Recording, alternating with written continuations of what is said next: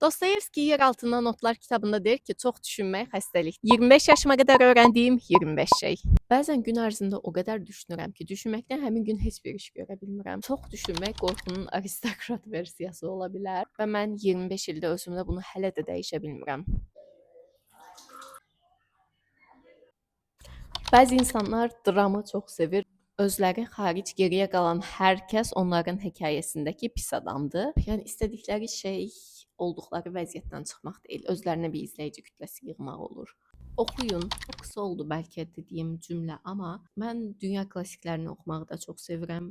Şəxsi inkişaf kitablarını oxumağı da çox sevirəm. Əlaqəm olmayan bir sahə haqqında bir şey oxuyacamsa, ilk əlim uşaq kitablarına gedir, çünki o qədər asan bir dillə yazılıb ki, uşaq kitablarını oxumağı da çox sevirəm. Hətta keçən gün Wattpad-da bir kitab oxudum.